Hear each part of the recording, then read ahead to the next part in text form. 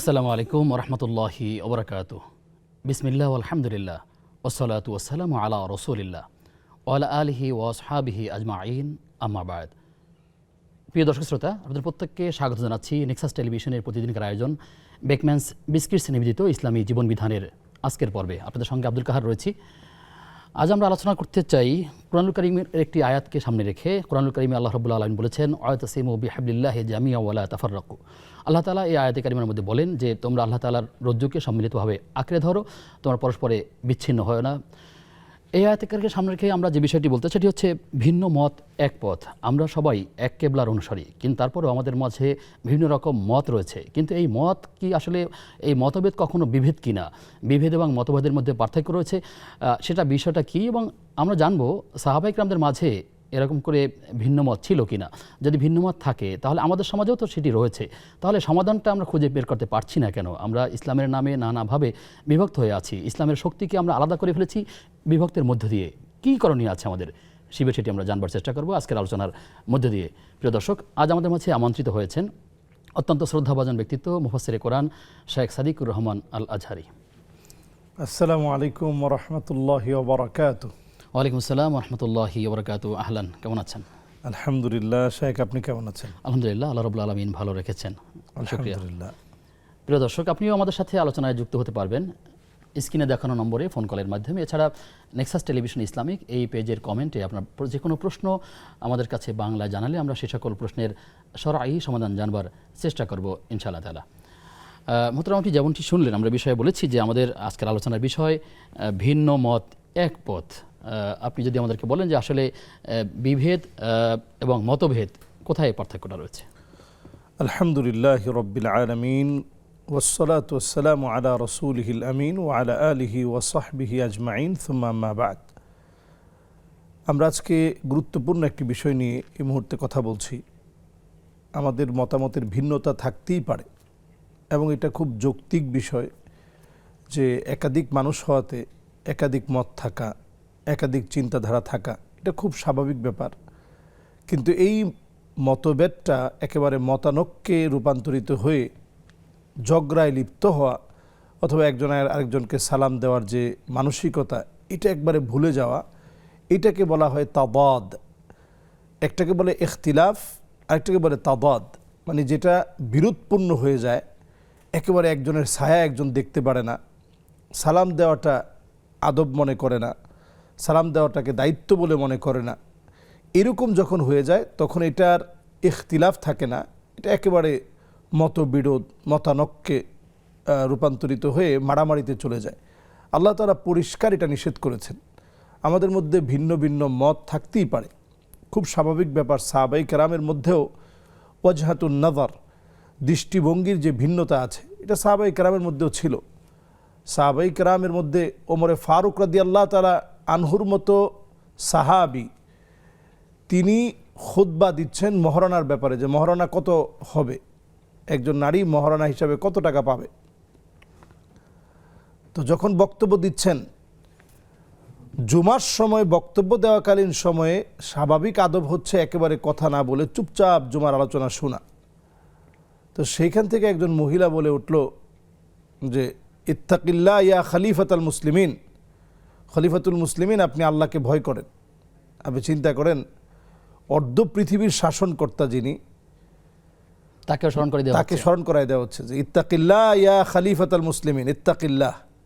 ওমর রাদিয়াল্লাহু আনহু একটু বিচলিত হয়ে গেলেন যে কিরে, কি বিষয়ে কথা বলে উঠল। তো তিনি বললেন যে কেউ যদি কেনতার পরিমাণ একেবারে হিসাব ছাড়াও যদি কেউ মোহর দেয়, কোটি কোটি টাকাও যদি কেউ মহারণা দেয়, এটা আল্লাহ তাআলা নারীদেরকে অধিকার দিয়েছেন, সম্মান দিয়েছেন, এক্ষেত্রে কোনো নিষেধাজ্ঞা নেই।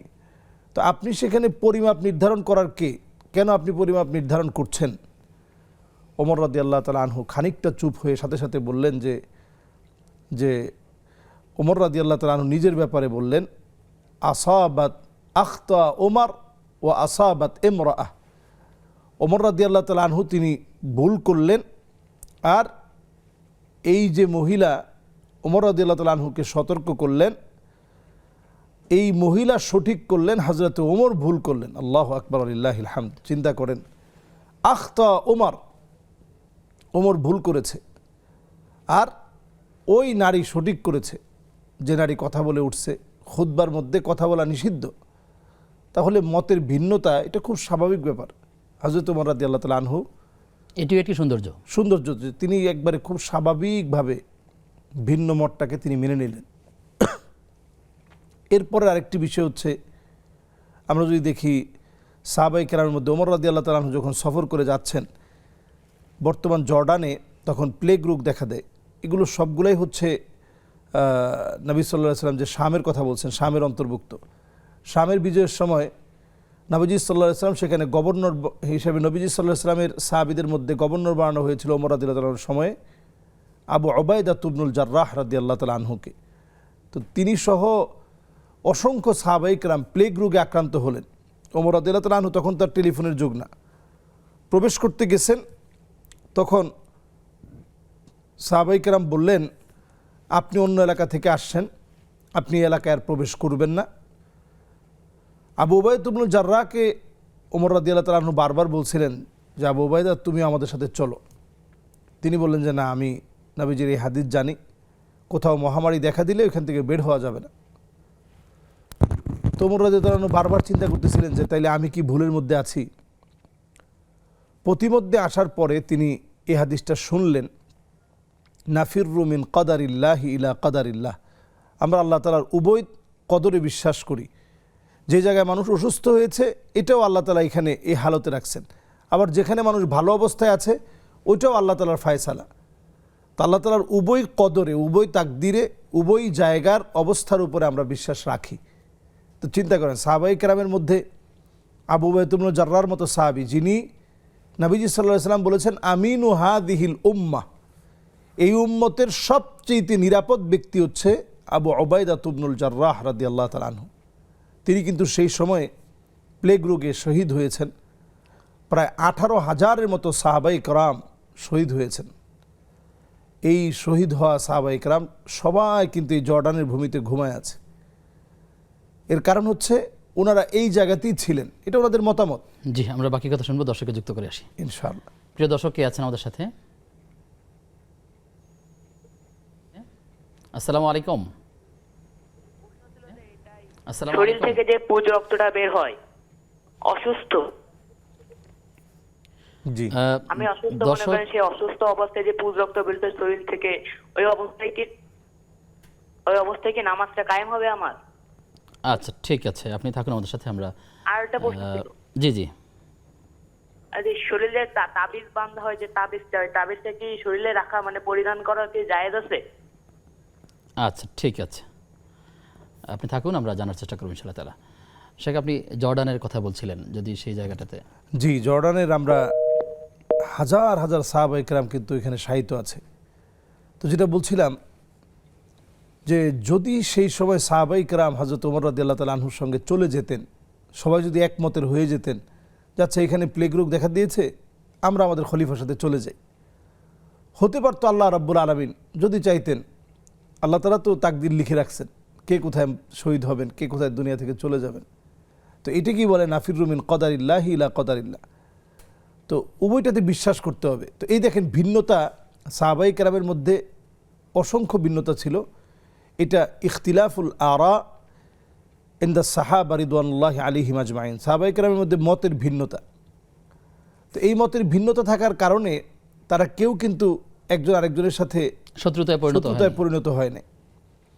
এবং এমনও হয়েছে যে এই কথাটা পৌঁছার পরে উনি খুশি হয়ে গেছেন। যেমন ওমর রাদিয়াল্লাহু তাআলা আনহুকে ভুল ধরায় দেওয়ার পর উনি খুশি হয়ে গেছেন। ওমর রাদিয়াল্লাহু তাআলা আনহু তিনি প্রতিমধ্যে যাচ্ছেন, এমতো অবস্থায় যখন ওনার জানা যে হাদিসটা নাফিররু মিন কাদারিল্লাহি ইলা কাদারিল্লাহ, এই হাদিসটা শুই না উনি ফাহামিদাল্লাহ, আল্লাহর প্রশংসা আদায় করলেন যে আমি তো তাহলে ভুল করিনি, আমার মতটা তাহলে ঠিক আছে, আমার মতের পক্ষে আরেকজন আমি পেলাম। তাহলে ভিন্ন মত এটা থাকাটা খুব স্বাভাবিক, এটা একবারে শেষ হয়ে যাবে না। তবে এই জায়গায় মতবিরোধ সৃষ্টি করা যাবে না।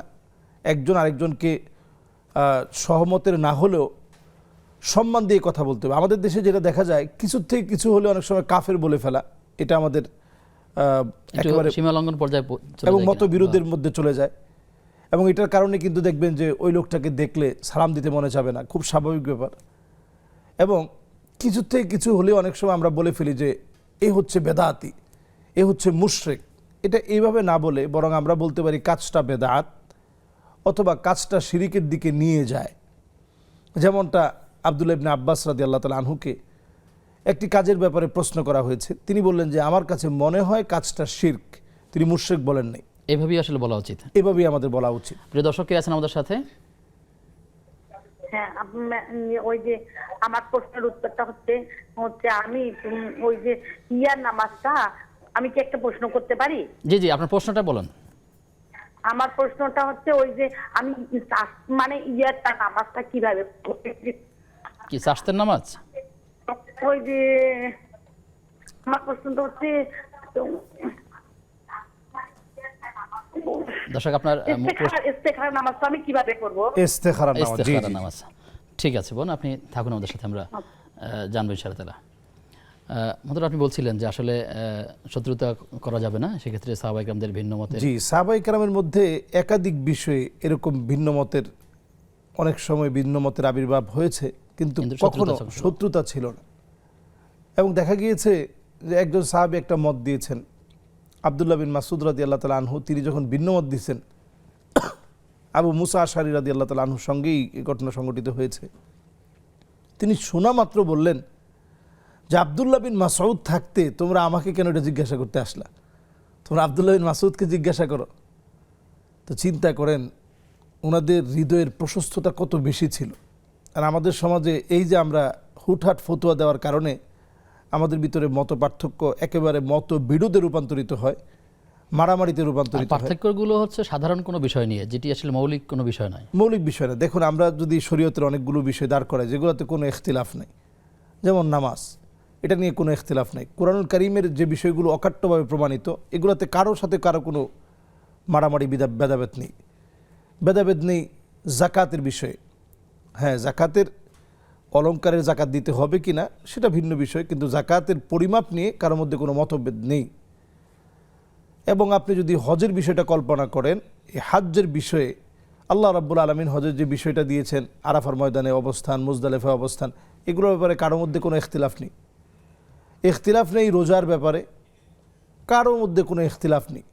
তাহলে আমাদের মৌলিক যে বিষয়গুলো আছে তাওহীদের বিষয়, আল্লাহ রাব্বুল আলামিনের একত্ববাদ, রাসূলুল্লাহ সাল্লাল্লাহু আলাইহি ওয়াসাল্লামের ব্যাপারে কারো কোনো দ্বিমত নেই। কোরআনের সম্মানের ব্যাপারে কারো কাছে কোনো দ্বিমত নেই। রাসূলুল্লাহ সাল্লাল্লাহু আলাইহি ওয়াসাল্লামের আজমত, রাসূলুল্লাহ সাল্লাল্লাহু আলাইহি ওয়াসাল্লামের সম্মানের ব্যাপারে কারো কাছে কোনো দ্বিমত নেই।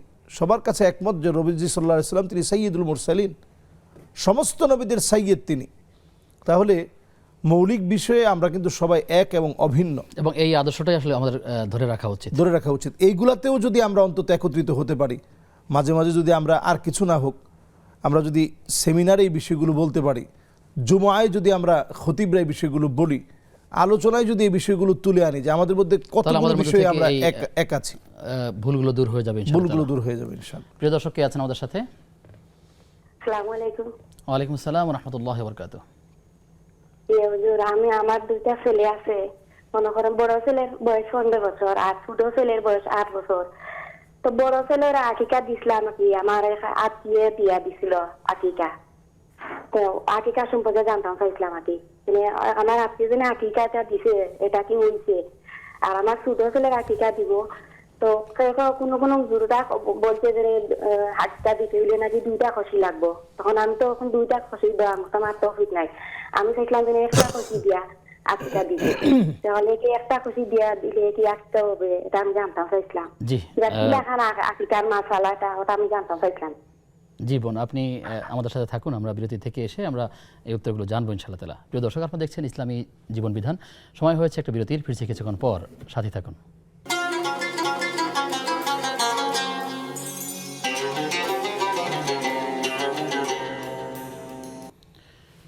বিরতির পরে সবাইকে আবারও আমন্ত্রণ জানাচ্ছি নেক্সাস টেলিভিশনের প্রতিদিনের আয়োজন বেকম্যানস বিস্কিটস নিবেদিত ইসলামী জীবন বিধানের আজকের পর্বে। প্রিয় দর্শক, আপনাদেরকে একটি বিষয় মনে করিয়ে দেই।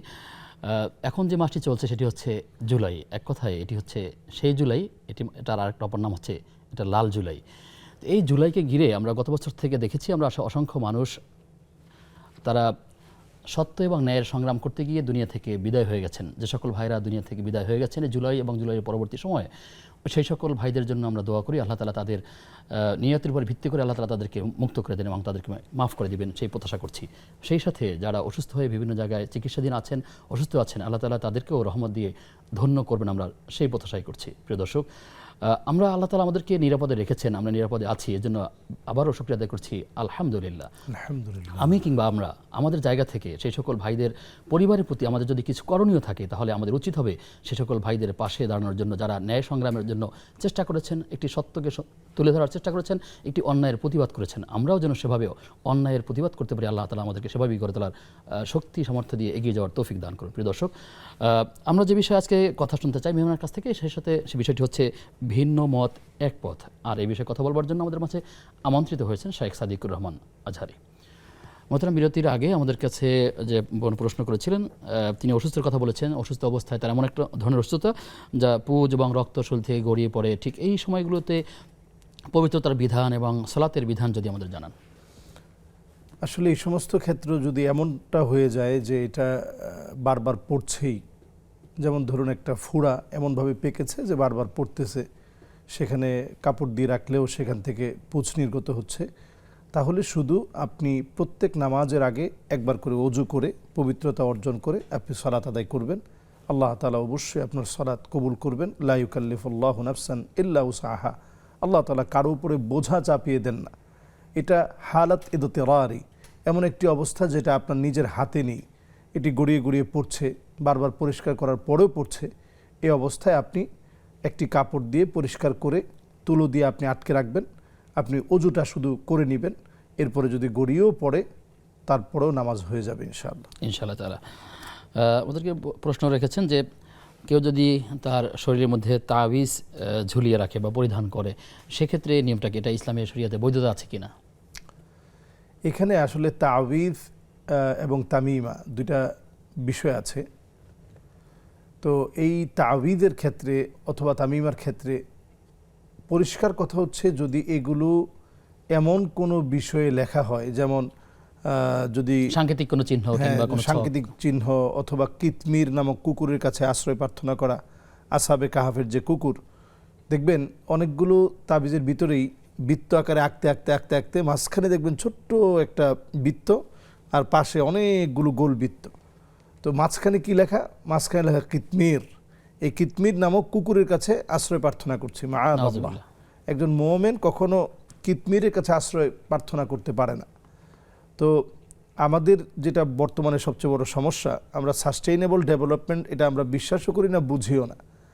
এই তাবিজ আপনি দিলেন, সাময়িকভাবে হতে পারে কিছুদিন আপনি ভালো থাকবেন। প্রসঙ্গে অনেক কথা শুনবো, দর্শককে যুক্ত করে এসে বাকি প্রিয় দর্শক কে আছেন আমাদের সাথে?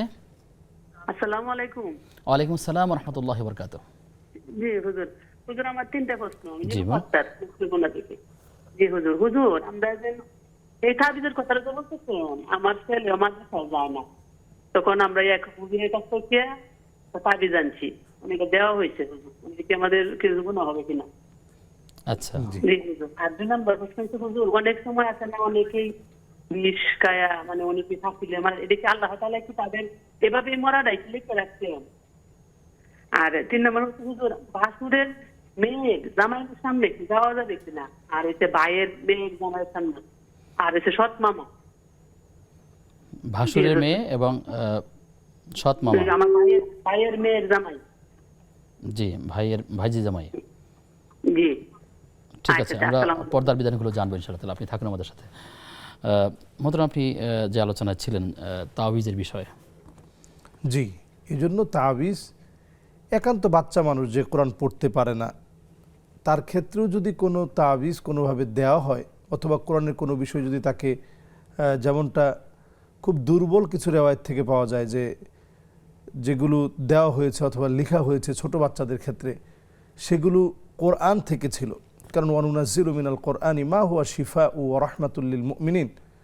তো এই দৃষ্টিকোণ থেকে যদি কোনো কিছু লিখতেই হয় সেটা কোরআন থেকে হতে হবে। আপনি যদি আপনার ঘরে, সেটা এক নির্দিষ্ট বয়সের কথা বলছেন আপনি, সেটা শিশুদের ক্ষেত্রে, বড় হয়ে যাওয়ার পরে আপনি নিজে আমল করবেন, আপনি নিজে কোরআন পড়তে শিখবেন। ছোট বাচ্চা, সে হয়তো তার পবিত্রতারও বিষয় নাই, তার উপরে শরীয়ত এখনও অর্পিত হয়নি, সেক্ষেত্রে সাহাবায়ে কেরামের ছোট বাচ্চাদের ক্ষেত্রে দুই একটা বিষয় এরকম পাওয়া যায় যে ছোট বাচ্চাদের ক্ষেত্রে কোরআনের আয়াতকে ঝুলিয়ে দেওয়া হয়েছে, সূরায়ে ফালাক, সূরায়ে নাস লেখা, কিন্তু প্রাপ্তবয়স্ক কোনো সাহাবীর গায়ে এরকম ছিল এটা একেবারেই পাওয়া যায় না। তার মানে বয়সটা হওয়ার পরে যখন আপনার বুঝ এসেছে, এখন আপনার কাজ হচ্ছে আপনি নিজে পড়বেন, ফজরের পরে আপনি আমলগুলো করবেন, মাগরিবের পরে আপনি আমলগুলো করবেন, এখন আর তাবিজের কোনো সুযোগ নেই। আর এক কথায় যে তাবিজগুলোর ভিতরে কিতমির নামক কুকুর অথবা সেগুলো তো অবশ্যই বর্জনীয়, শুধু কোরআনে হলে পরে বৈধতা রয়েছে এবং সেটা দুর্বল সনদে, আপনি সেই কথাটাই বলছেন। দুর্বল আরো কিছু কথা শুনবো। দর্শক আছেন, দর্শক কে আছেন? আসসালামু আলাইকুম। আসসালামু আলাইকুম রাহমাতুল্লাহ। ওয়ালাইকুম আসসালাম ওয়া রাহমাতুল্লাহ। জি, আমি একটা বিষয় জানতে চাচ্ছি। জি বিষয়টা জানতে চাচ্ছি এটা যে নবীজিকে আল্লাহ পাক হাউজে কাউসার দান করতেন, জি কিন্তু অনেকে আলেম বলে যে আপনার নবীজিকে আল্লাহ পাক সবকিছু দান করছেন, এক মানে শুধু জাহান্নামের মালিক আল্লাহ। এখন হুজুর আমি বুঝতে এই যে জিনিসটা যে নবীজিকে আল্লাহ পাক সব দান করছেন কিন্তু জাহান্নামের মালিক আল্লাহ, সেই কথাটা কতটুকু সত্য বা কি আসে বিষয়, আর দ্বিতীয়টা কি আল্লাহ পাকের সাথে কোনো এটা কোনো শিরক কথাটা কি আসে কিনা, এই জিনিসটা জানতে চাই। আচ্ছা ঠিক আছে, আপনি থাকুন আমাদের সাথে, আমরা জানবো ইনশাআল্লাহ তাআলা। শেখ, এই যে গলায় কিছু ঝুলিয়ে পড়া যে মান আল্লাকা তামিমাতান ফাকাদ আশরাকা, জি এই হাদিসের আলোকে যদি এই হাদিসের আলোকে পরিষ্কার কথা হচ্ছে এটা সে সময়ে মান আল্লাকা তামিমা ফাকাদ আশরাকা, এটার অর্থটা হচ্ছে যে তামিমা ঝুলালো। তামিমা মানে সেই সময়ে বিভিন্ন ফলক ছিল, এমন কিছু চিহ্ন ছিল যেগুলো ইহুদিরা ব্যবহার করত এবং যেগুলো বিভিন্ন চিহ্ন হিসেবে ব্যবহৃত হতো এবং যেগুলো বিভিন্ন প্রতিমা, বিভিন্ন মূর্তিকে সংকেত হিসাবে ধরা হতো। যেমন আমাদের দেশে কাঠি, লোহা কিংবা এগুলো একসময় ঝুলানো হতো এবং আমাদের দেশে একসময় 7, 8, 6 মানে আমরা সারা জীবন জেনে আসছি যে এটা বিসমিল্লার একটা আক্ষরিক একটা মানে অক্ষর দিয়ে বিসমিল্লাহ লেখা হচ্ছে 7, 8, 6 মাআজ আল্লাহ। এই যে বিষয়গুলো, এই অক্ষর দিয়ে এটাকে লিখে বিসমিল্লাহর ফজিলতকে গোপন করা, এটা ইহুদিদের একটা চক্রান্ত ছিল। এটা এই যুগে সেটা প্রমাণিত হয়েছে। এখন মানুষের কাছে এটা পরিষ্কার, কেউ এখন বলে না যে 7, 8, 6, এখন কোথাও দেখবেন যে এটা লেখাও থাকে না। আগে দেখা যেত সব জায়গায় বরকতের জন্য উপরে 7, 8, 6 লেখা, বাসে, গাড়িতে, ট্রাকে, সব জায়গায় 7, 8, 6 লেখা। তো এটা এখন কেউ লেখে না, সরাসরি বিসমিল্লাহির রহমানির রহিম লেখে।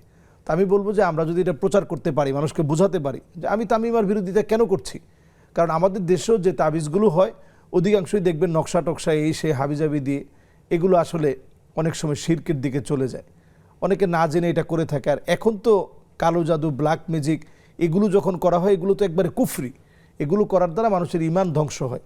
আমি দেখতেছি এখন অনলাইনে এটা ব্যাপকভাবে চলছে, একেবারে ট্রেন্ডিং একটা অবস্থা।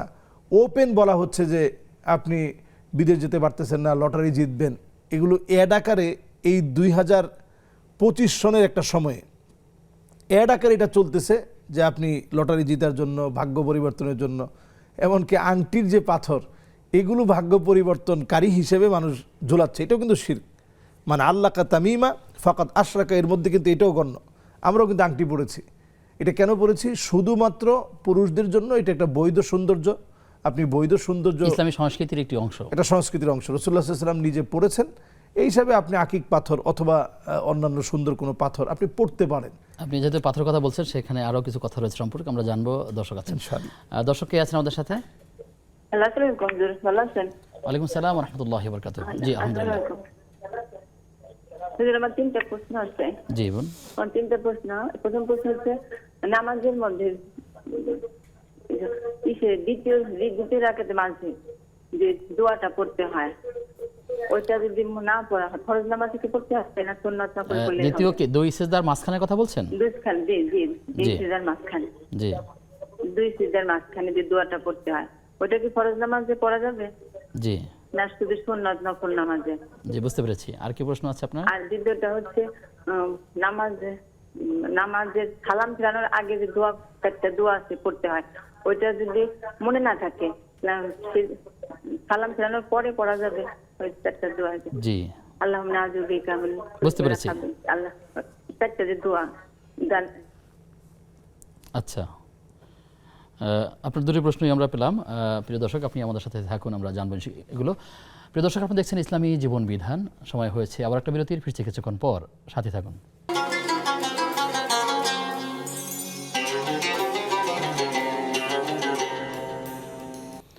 বিরতির পরে সবাইকে আবার আমন্ত্রণ জানাচ্ছি নেক্সাস টেলিভিশনের প্রতিদিনকার আয়োজন বেকম্যানস বিস্কিটস নিবেদিত ইসলামী জীবন বিধানের আজকের পর্বে। আপনাদের সঙ্গে আব্দুল কাহার রয়েছি এবং আমাদের আজকের অতিথি শেখ সাদিকুর রহমান আজহারি।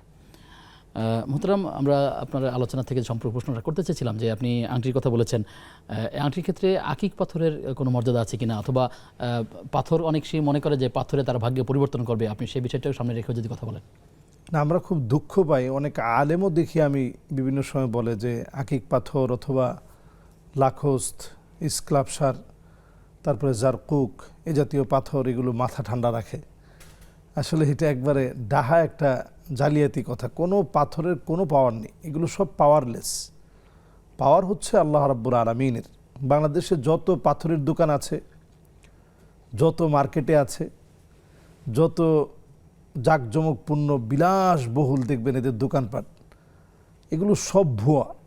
ইসলামের না অনেক লেবাসধারী তারাও এই পাথরের অ্যাড দিয়ে কোনো থাকেন। পাথরের, যেমন আমার দুই হাতে দুইটা আংটি আছে আপনারা দেখতেছেন, এবং পাথরটা খুব ভালো জ্বলতেছে, এই বলে এটা আপনার ভাগ্যের কোনো পরিবর্তন ঘটাতে পারবে, এটা বিশ্বাস করাটা শিরক।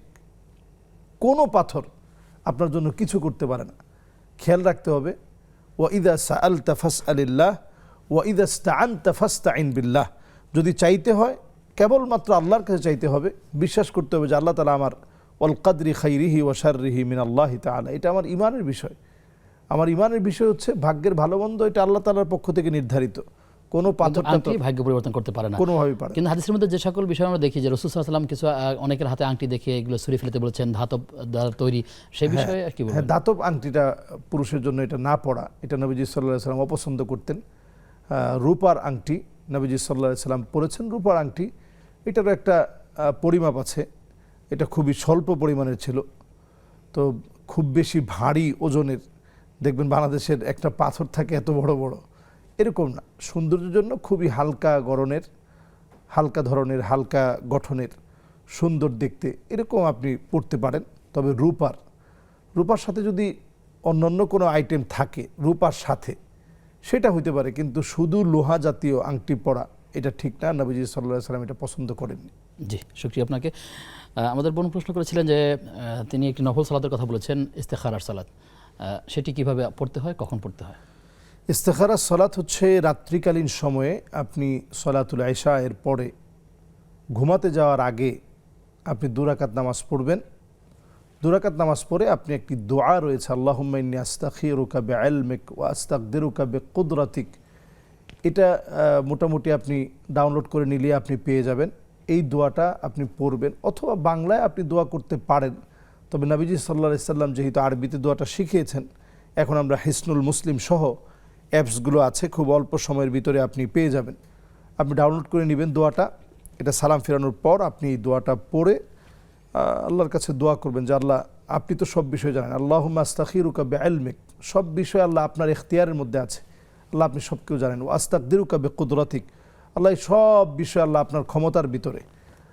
আল্লাহুম্মা ইন্নাকা আ'লাম, আল্লাহুম্মা আনতা তা'লাম, আল্লাহ আপনি সব কিছু জানেন, আমি আল্লাহ কিছুই জানি না, আল্লাহ আমি কিছুই জানি না, আপনি জানেন সব কিছু। এটার ভালো মন্দ সম্পর্কে আল্লাহ আপনি জানেন। কোনো কাজ করার ক্ষেত্রে, কোনো চাকরি বাকরি, ব্যবসা বাণিজ্য, কোনো কিছুতে যেটা আপনার ভবিষ্যতের সম্পৃক্ততা রয়েছে, আপনি কাজটা করার পূর্বে অবশ্যই আপনি দোয়াটা পড়ে এরপরে এই কাজের জন্য নামবেন।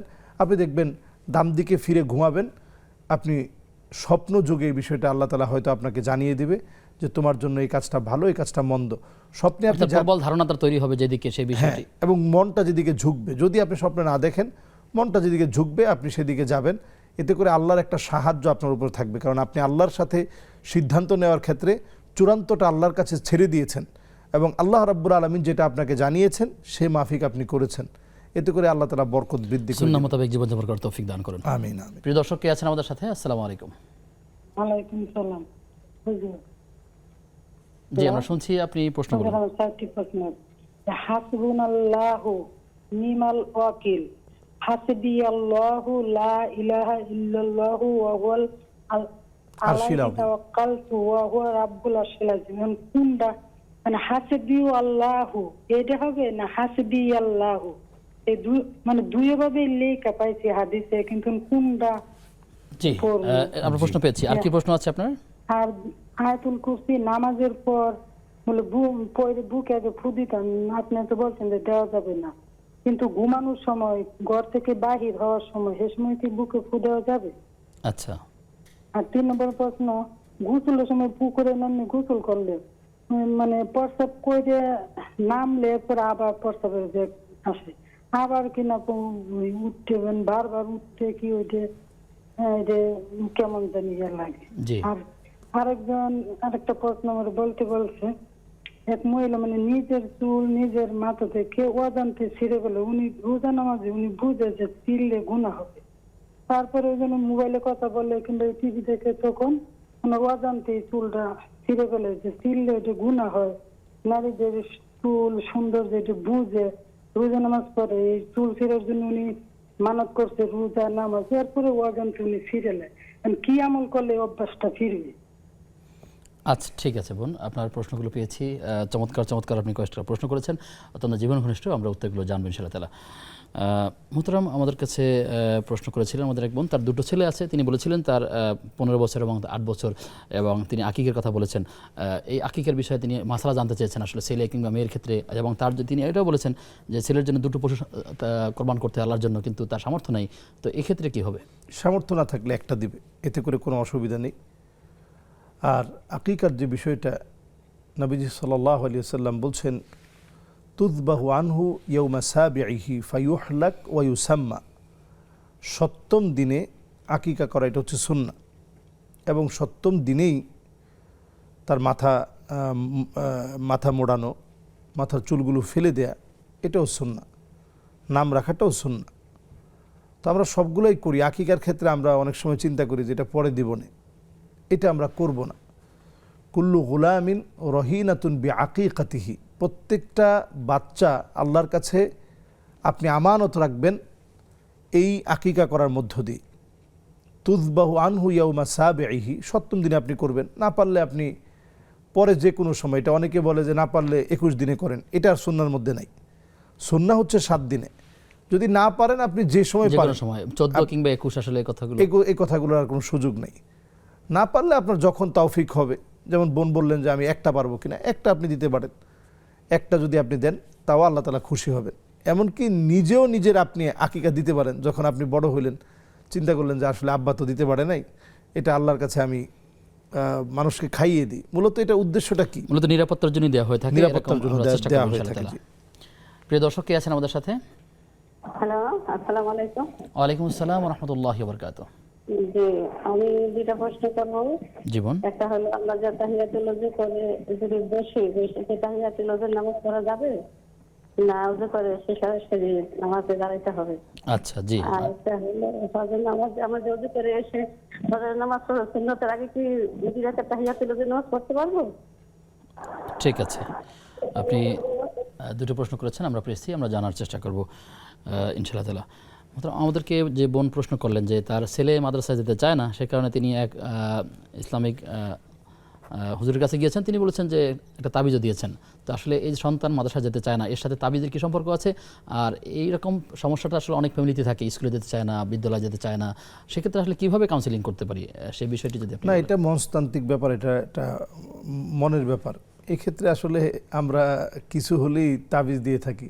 বাচ্চা পেশাব করতেছে, তো চিন্তা করলাম পেশাবটা বন্ধ করা দরকার, রাত্রিবেলায় বিছনায় পেশাব করে দেয়, তো এটা তাবিজ নিয়ে আসি। আসলে এই সমস্ত ক্ষেত্রে তাবিজ না। একান্ত যদি বাচ্চা মানুষ যেটা জিনের প্রভাবে খুব ক্ষতিগ্রস্ত হচ্ছে, এগুলোর কিন্তু এখন রুকিয়া শারঈয়া আলহামদুলিল্লাহ বাংলাদেশে খুব রয়েছে। মা তার সন্তানকে পড়ে ফুঁক দিতে পারেন। হ্যাঁ, এবং আমি যেটা পরামর্শ দিব যে আপনি মোবাইলে সূরা বাকারাটা আপনি ছেড়ে রাখবেন ঘরের মধ্যে, দেখবেন ইনশাআল্লাহ যদি কোনো দুষ্ট জিনের এক চক্রান্ত কুমন্ত্রণা থেকে থাকে আল্লাহ তাআলা হেফাজত করবে ইনশাআল্লাহ। এই জন্য তাবিজ ঝুলিয়ে বাচ্চার উপরে তো বোঝা হয়ে যায়, গলার মধ্যে একটা, ওই আবার এখানে একটা, মানে আমরা হেসে খেলে পড়ি, আসলে বাচ্চাদেরকে এভাবে অভ্যস্ত করা উচিত। হ্যাঁ, এইভাবে অভ্যস্ত করা উচিত। তারপরে জোরাজুরি আপনি আরব দেশে যাবেন, সব জায়গায় যাবেন, দেখবেন যে ওইখানে বাচ্চাদের এগুলা বাচ্চাদেরকে অভ্যস্ত করা হয় না, অথচ এগুলা কিন্তু এক সময় তাদের এখানে চর্চা ছিল। তারা বরং চর্চাগুলো বন্ধ করেছে, আমরা নতুন করে চর্চাগুলো বাড়িয়ে অতি দিয়েছি। শাসন, অতি কঠোরতার কারণে অনেক সময় সন্তানরা বিপদগামী হয়ে হ্যাঁ যায়। হ্যাঁ, এগুলোতে আমাদের পরিবর্তন আনা দরকার। বাচ্চাদেরকে সবসময় প্রশংসা করা যে আলহামদুলিল্লাহ তোমার পড়াশোনা খুব ভালো হচ্ছে, তুমি অনেক মেধাবী, এভাবে করে বাচ্চাদেরকে পড়ার প্রতি উদ্বুদ্ধ করা। তাবিজের বিকল্প যে ওইগুলো আছে সেগুলো আসলে আমাদেরকে পালন আপনি করা ঘরের উচিত। মধ্যে আয়াতুল কুরসি আপনি সুন্দর একটা ডিজাইনও হলো, আপনি লাগাতে পারেন। আপনি ঘরের মধ্যে সূরা ফালাক, সূরা নাস আপনি সুন্দর ক্যালিগ্রাফি আকারে ডিজাইন হিসাবে আপনি লাগিয়ে রাখলেন, কিন্তু ওই যে আসলে তাবিজ হিসাবে ঝুলাতে হবে, এই মানসিকতাটা বর্জন করা উচিত। আল্লাহ তাআলা আমাদেরকে বোঝার তৌফিক দান করুন। আমিন। প্রিয় দর্শক, আপনারা দেখছেন ইসলামী জীবন বিধান। সময় হয়েছে সর্বশেষ বিরতির, ফিরছে কিছুক্ষণ পর, সাথে থাকুন।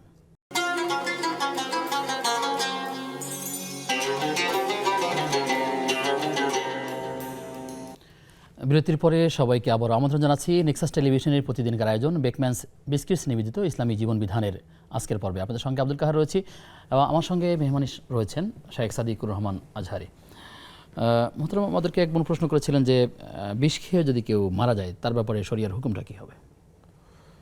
বিষ খেয়ে যদি কেউ মারা যায় এটাকে আত্মহত্যা বলে, এটা মহা জঘন্য অপরাধ। নবীজি সাল্লাল্লাহু আলাইহি সাল্লাম স্পষ্ট এই হাদিসটি 9টি হাদিসের কিতাবের মধ্যে আসছে। মান কতালা নাফসাহু বিশাইইন উযযিবা বিহি ইয়াউমাল কিয়ামাহ, কেউ যদি নিজেকে আত্মহত্যা করে ফেলে তাহলে এটা এত জঘন্য অপরাধ। নবীজি বলছেন যে বারবার তার মৃত্যুর যে শাস্তিটা, যে কঠিন সেটি কিয়ামত পর্যন্ত চলতে থাকবে। এবং কিয়ামত পর্যন্ত এখানে তার একটা প্রশ্ন এমনও ছিল যে আল্লাহ কি তাহলে তার জন্য এই বিষ খাওয়াটাকে লিখে রেখেছেন বা আত্মহত্যাটাকে লিখে রেখেছেন? না, আল্লাহ এটার রাব্বুল দায়টা আলামিন কার উপরে আসবে যদি মানে একটু খোলাসা করেন? এটা আমরা অনেক সময় এই বিষয়গুলো এইভাবে মনে করি। আল্লাহ তাআলা সব বিষয় সম্পর্কে জানেন, সাম্যক জ্ঞাত। আল্লাহর কাছে বর্তমান ভবিষ্যৎ আর অতীত বলতে কিছু নেই, সবটাই আল্লাহর কাছে সমান। এখন এই লোকটা এই কাজটা করবেন, আল্লাহ তাআলা লিখে রাখছেন বলতে তার এটা কর্মফল। মানে আপনি যদি তিনি কি করবেন ওটা আল্লাহ জানেন, তাই লিখে রেখেছেন। হ্যাঁ, তিনি কি করবেন, যেমন আপনি পড়াশোনা করেন না, আপনার রেজাল্ট তো খারাপ হবে, খুব স্বাভাবিক ব্যাপার। এখন একজন বলেছে বিদায় দায়ভারটা তার। আপনার টিচার বলল যে হায় রে তোমার তো যে অবস্থা, তুই তো ফেল করবি, এবং দেখাও গেল যে ওই ছেলেটা ফেল করেছে। তার মানে শিক্ষক বলেছে বিদায় সে ফেল করেছে, বিষয়টা কিন্তু আদৌ এমন না। তার পড়াশোনার যে কন্ডিশন, পারিপার্শ্বিক যে অবস্থা, সে অবস্থার কারণে কিন্তু সে ফেল করেছে। তো এই জন্য আমরা দায়টা ব্যক্তি নিজেরই। হ্যাঁ, এবং মালা ইয়ালিকু আলা শানিহি, আল্লাহ শানে বেমানান হয় এমনটা আমরা বলবো না, কিন্তু আল্লাহ রাব্বুল আলামিন সকল বিষয় সম্পর্কে জানেন। তবে আপনি যদি আমলের এমন কিছু পরিবর্তন আনতেন, আল্লাহ তাআলা বারবার আপনাকে তাওবার সুযোগ দিয়েছেন, আপনি যদি তাওবা করতেন, ফিরে আসার চেষ্টা করতেন, আপনি যদি আপনার সঙ্গটা চেঞ্জ করতেন, যে হতাশায় আপনি পড়েছেন সেই হতাশার রাস্তাগুলো যদি আপনি বন্ধ করতেন, আপনি যদি মসজিদমুখী হতেন, সেখানে আপনার একটা বন্ধুত্ব তৈরি হতে পারতো। এই লাইনটা আপনার জন্য টোটালি বন্ধ হয়ে গেছে, আপনি বিপদগামী থেকে আবার সুপথে ফিরে আসতে পারতেন। এজন্য আমরা সুপথের চেষ্টা করি, আত্মহত্যার পথ আমরা বেছে না নিই। এটি মহা পাপের একটি পথ। আল্লাহ তাআলা যদি মাফ না করেন, তার যাওয়ার আসলে এবং কোনো যারা জায়গা নেই। আত্মহত্যা করে তাদের অনেক সময় আত্মহত্যার আগে তারা কিছু লক্ষণ প্রকাশ পায়, যদি আমরা চেষ্টা করি তাদেরকে সেটা দেখে তাদেরকে কাউন্সেলিং করার চেষ্টা করা। জি জি, কাউন্সেলিং তো অবশ্যই করতে হবে মানুষের সাথে। আসলে আল্লাহ তাআলা আমাদেরকে বোঝবার তৌফিক দান করুন। আমিন। আমাদেরকে বোন প্রশ্ন করেছিলেন যে তিনি সালাতের মধ্যে দুই সাজদার মাঝখানে যে দোয়াটি করতে হয় সেটি তিনি ফরজ নামাজে করবেন নাকি শুধু নফল নামাজে করবেন? না না, এটা আমরা সবসময় পড়বো, শুধু ফরজ আর নফল নয়। ফরজ নামাজও আপনি পারবেন, আর নফল নামাজও তো আমরা পড়বই, কারণ নামাজের ভিতরে শুধু মুনাফিকরা অধিক পরিমাণ দোয়া এবং তাসবিহ থেকে বিরত থাকে। এই জন্য আমরা পারলে বেশি বেশি পড়ার চেষ্টা করবো ইনশাআল্লাহ। না পড়লে নামাজ হবে না, বিষয়টা এমন না। এটা একটা সওয়াবের বিষয়, মুস্তাহাব বিষয়। যদি আপনি পারেন আপনি পড়বেন ইনশাআল্লাহ। বোন প্রশ্ন করেছেন যে নামাজের শেষ বৈঠকে সালাম ফেরানোর আগে 4টা নির্দিষ্ট করে দোয়ার কথা তিনি হয়তো স্মরণ করে দিয়েছেন, যে এই 4টা যদি সে নামাজের মধ্যে না পড়তে পারেন, যদি ভুলে যান, তিনি যদি নামাজের পরে পড়েন তাহলে পড়তে পারে। এটা সওয়াবপূর্ণ বিষয়, আমরা এটা পরেও আমল করতে পারি। দাজ্জালের ফিতনা থেকে পানা চেয়ে, কবরের আযাব থেকে পানা চেয়ে, মৃত্যুকালীন সময়ের ফিতনা থেকে পানা চেয়ে, এই দোয়াটা আমরা পরেও করতে পারি। যদি কেউ আরবিতে না পারে, নামাজের পরে বাংলাও আপনি এই দোয়াটা করতে পারেন, কোনো অসুবিধা নেই। জি, প্রশ্ন করেছেন যে আয়াতুল কুরসি পড়ার পরে তিনি বুকে ফু দিতে হবে কিনা বা পারবেন কিনা, সেটা সুযোগ আছে কিনা? না, বুকে ফু দেওয়ার দরকার নেই, কারণ এটা বুকে ফু দেওয়ার বিষয়ে হাদিসে বলা হয়নি। হাদিসে বলা হয়েছে মান ক্বারা আয়াতুল কুরসি দুবুরা কুল্লি সালাতিন মাকতুবাতিন লাম ইয়ামনাহু মিন দুখুলিল জান্নাহ ইল্লা ইয়ামুত। কেউ যদি আয়াতুল কুরসি পড়ে, তাহলে ওই লোকটার মাঝে আর জান্নাতের মাঝে শুধু পার্থক্য থাকে মৃত্যু। চোখটা বন্ধ হতে দেরি, আল্লাহ রাব্বুল আলামিন তাকে জান্নাতের নিয়ামত দিতে দেরি করবেন। সুবহানাল্লাহ বিহামদি। এই জন্য আমরা আয়াতুল কুরসির আমল করব। আয়াতুল কুরসি যেহেতু এটা সমস্ত কোরআনের ভিতরে সবচেয়ে দামি একটা অথেন্টিক গুরুত্বপূর্ণ জি আয়াতে কারিমা, এই জন্য আমরা এটা পড়ার চেষ্টা করি। আমরা অনেকেই নাস এবং ফালাক যখন সে পড়ে পড়ে তার শরীরকে ফু দেয়, দম দিয়ে বাইরে যাওয়ার চেষ্টা করে জিনভূত থেকে বাঁচার জন্য, সেক্ষেত্রে আয়াতুল কুরসি পড়েও ফু দেয় আর কি, ওই একই সাথে। হ্যাঁ, এটা আপনি মানে আমলের ক্ষেত্রে নির্দিষ্ট সময়ে নির্দিষ্টকরণ করা, মানে খাস বিলা মুখাসসিস, যেটা রাসূলুল্লাহ সাল্লাল্লাহু আলাইহি ওয়াসাল্লাম এইভাবে করেন নাই, ওইটা আপনি এইভাবে করতে পারবেন না। যেমন আমরা এটাকে নিয়ম বানিয়ে নিয়েছি। হ্যাঁ, নবীজি সাল্লাল্লাহু আলাইহি ওয়াসাল্লাম কোনটা পরে ফু দিতেন? সূরা ফালাক, সূরা নাস পরে ফু দিতেন, এবং সূরা ইখলাস, সূরা ফালাক, সূরা নাস পরে নবীজি এইভাবে ফু দিতেন, সারা শরীরকে এইভাবে স্পর্শ করতেন। সেই সুন্নাহগুলি আমাদেরকে পালন করা উচিত। এই সুন্নাহগুলো আমাদের পালন করতে হবে, এবং বাচ্চাদেরকেও আমরা যদি ফু দিতে চাই এই সুযোগ আছে, যেহেতু কোরআন পরে ফু দেওয়া যায়। হাসবুনাল্লাহু ওয়া নি'মাল ওয়াকিল, তারপরে হাসবি আল্লাহু লা ইলাহা ইল্লা হু, এই কয়েকটা এখানে কথা হাসবি আল্লাহ মানে যে উচ্চারণটা জানতে চেয়েছেন, এটা হচ্ছে হাসবি আল্লাহ হবে, আর হাসবুনাল্লাহু ওয়া নি'মাল ওয়াকিল এটা ঠিক আছে। আর পরের যে উচ্চারণটা ওইটা হাসবি আল্লাহ হবে। আশা করি ইনশাআল্লাহ তিনি আমাদের মন প্রশ্ন করলেন যে অনেক ক্ষেত্রে দেখা যায় যারা পুকুরে গোসল করেন বা জলাশয়ের মধ্যে, তখন গোসলে নামার পরে অনেক ক্ষেত্রে তিনি একবার প্রস্রাব করে আসলেন, কিন্তু পুকুরে নামার পর বা বেশি পানিতে নামার পরে আবার তার যখন প্রস্রাব চলে আসে, তিনি আসলে অনেক সময় উপরে গিয়েতে কষ্ট হয় তার, এক্ষেত্রে অনেকে পানিতে প্রস্রাব করেন। পানিতে এটা উচিত না, কারণ পানির মধ্যে আল্লাহ তাআলার অনেক মাখলুক আছে। পানিতে একেবারেই এটা উচিত না, এটা কন্ট্রোল করা উচিত, এবং এটা পরিবর্তন করা উচিত। হ্যাঁ, এটা একটা রোগ, কিন্তু এটা একটা রোগ, এটা কন্ট্রোল করা যায়, এটা আপনি কন্ট্রোল করবেন। আল্লাহ তাআলা বোঝার তৌফিক দান করুন। জি, একজন বলেছেন যে তিনি নিজের চুল নিজে অনেক সময় অজান্তেই ছিঁড়ে ফেলেন বা অভ্যাসগতভাবে ছিঁড়ে ফেলেন, সৌন্দর্যকে নষ্ট করেন, এটা ব্যাপারে কি বলবেন? না, এটা যদি রাগের মাথায় ছিঁড়েন তাহলে ভিন্ন বিষয়। আরেকটা হচ্ছে বাজে অভ্যাসের কারণে, যেমন আমাদের অনেকেরই অভ্যাস থাকে যে দাড়ি একটা টান পুরুষদের ক্ষেত্রে দাড়ি নিয়ে খেলা করে, এটা ভিন্ন জিনিস। যদি এটা হয় তাহলে এটা একটা বাজে অভ্যাস, এটা না করাটাই তো উচিত। আর যদি এমন হয় যে আপনি রেগে গেছেন, আপনি টেনে ছিঁড়ছেন, এটা কিন্তু মারাত্মক গুনাহের কাজ। নবী সাল্লাল্লাহু আলাইহি ওয়াসাল্লাম বলছেন লাইসা মিন্না মান হালাক ওয়া মান খারাক ওয়া মান সালাক, যারা এরকম টেনে যারা চুল ছিঁড়ে ফেলবে, গায়ের মধ্যে একেবারে চিৎকার করে নিজের চেহারার মধ্যে নিজে দাগ দিবে, অনেকে এখন ছুরি দিয়ে হাত কাটাকে একটা ট্রেডিশন মনে করেন, এগুলো বর্জনীয়, এগুলো বর্জনীয়, এগুলো হারাম। নবীজি বলছে সে আমার দলভুক্ত না। আল্লাহ তাআলা বোঝার তৌফিক দান করুন। প্রশ্ন করেছেন যে তিনি তাহিয়াতুল ওযুর যে সালাতটি, সেটা কি ওযু করার পরপরই সাথে সাথেই পড়তে হবে, ওযু করে এসেই, নাকি এটি বসার পরে বা সালাত বৈঠকে গিয়ে পড়তে পারবেন? কখন? না, এটা আমরা মানে অসুবিধা নেই, এটা আপনি আসছেন একটু রিল্যাক্স হয়ে, এটা সুন্নাত তাতাউআন, আপনি তাতাউআন যত নফল আছে একটু রিল্যাক্স মুডে একটু রিল্যাক্স হয়ে আপনি পড়তে পারবেন, অসুবিধা নেই। ফজরের আজানের পর ফরজের আগে সুন্নাত ছাড়া আর কোনো নামাজ পড়া যাবে? এক্ষেত্রে আসলে দুইটা মতই আছে, মানে লা সালাতা বাদা তুলুইল ফজর, ফজর উপনীত হওয়ার পরে নবীজি সাল্লাল্লাহু আলাইহি ওয়াসাল্লামের হাদিস আছে, মুসান্নাফ আব্দুর রাজ্জাকের মধ্যে এই হাদিসটি এসেছে, আরও অন্যান্য কিতাবেও আসে। সেই দৃষ্টিকোণ থেকে বোঝা যায় যে ফজর উপনীত হওয়ার পরে নবীজি সাল্লাল্লাহু আলাইহি ওয়াসাল্লাম বলেছেন যে এটা হচ্ছে খায়রুম মিনাদ দুনিয়া ওয়া মা ফিহা, তো এটা অত্যন্ত সওয়াবের কাজ। দুই রাকাত অবশ্যই তিনি পড়বেন। এটা হানাফি মাযহাবের স্কলারদের বক্তব্য হচ্ছে এটি। আর অন্যান্য ইমাম শাফিঈ রাহিমাহুল্লাহ ওনাদের বক্তব্য অনুসারে ওনারা কিন্তু পড়েন আরব দেশে তাহিয়াতুল মসজিদ পড়ে, এরপরে 2 রাকাত সুন্নাহ পড়ে, এরপরে ফজরের সালাতে তারা শামিল হয়, মিলিত হয়। শেখ, আমরা অনুষ্ঠান শেষে চলে আসছি, আমাদের হাতে দুটো প্রশ্ন আছে। একজন বলেছেন যে হাউজে কাউসার এর মালিক নবী সাল্লাল্লাহু আলাইহি ওয়াসাল্লাম, তিনি এই প্রসঙ্গে জানতে চাচ্ছেন জান্নাত এবং জাহান্নামের মালিককে, বা যদি খুব ছোট্ট করে উত্তরটা দেন। হ্যাঁ, জান্নাত জাহান্নামের মালিক আল্লাহ রাব্বুল আলামিন, হাউজে কাউসারের মালিকও আল্লাহ রাব্বুল আলামিন। নবীজিকে আল্লাহ তাআলা এটা উপঢৌকন হিসাবে দিবেন, হাদিয়া হিসাবে দিবেন। নবীজি সাল্লাল্লাহু আলাইহি ওয়াসাল্লামের এটা বড় পাওয়ার আল্লাহর পক্ষ থেকে। আল্লাহ তাআলা অন্য নবীদের চাইতে বিশেষত্ব, আল্লাহ তাআলা বিশেষত্ব। হ্যাঁ, এটা নবীজিকে আল্লাহ তাআলা, কিন্তু এই ক্ষেত্রে এমন কোনো কিছু বলা যাবে না বৈশিষ্ট্য যেটা শিরক পর্যায়ে পৌঁছে যেতে পারে। না, বলার কোনো সুযোগ নেই। নবীজিকে অতিরঞ্জন করা দরকার নেই, এমনি তো আল্লাহ তাআলা যা দিয়েছেন সেটাই তো বলে, সেটি আসলে আমাদের ফলো করা উচিত। আরেকজন বলেছেন যে ভাসুরের মেয়ে, তারপরে সৎ মামা কিংবা ভাইয়ের মেয়ের সাথে দেখা সাক্ষাৎ করা, সেক্ষেত্রে আমি একবারে শর্ট একটা যদি মূল কথা বলি, সেটি হচ্ছে মাহরাম যারা, মাহরামের আমরা যে 14 জনের যে চার্ট জানি, সেই চার্টটা আমি বলবো যে বোনকে, সেটি আসলে আমরা আসলে সময় করতে পারছি না, আপনি শুধু মৌলিকভাবে 14 জনের কথা বলছেন, সেটি জেনে নেওয়া, যদি জি সেটা জেনে নিলেই হবে ইনশাআল্লাহ। জি শেখ, আপনার মাধ্যমে আমরা অনেকগুলো বিষয় জেনেছি, আবার কখনো দেখা হলে আপনাকে আজকের মতো ধন্যবাদ জানিয়ে বিদায় নিচ্ছি। জাযাকুমুল্লাহু খাইরান। প্রিয় দর্শক, আপনারা দেখছিলেন ইসলামী জীবন বিধান। আমরা যতগুলো বিষয়ে কথা বলেছি, আল্লাহ তাআলা আমাদেরকে আমল করবার তৌফিক দান করুন। আজ এ পর্যন্তই। আগামী অনুষ্ঠান দেখবার আমন্ত্রণ জানিয়ে আজকের মতো বিদায় নিচ্ছি। আসসালামু আলাইকুম ওয়া রাহমাতুল্লাহি ওয়া বারাকাতুহু।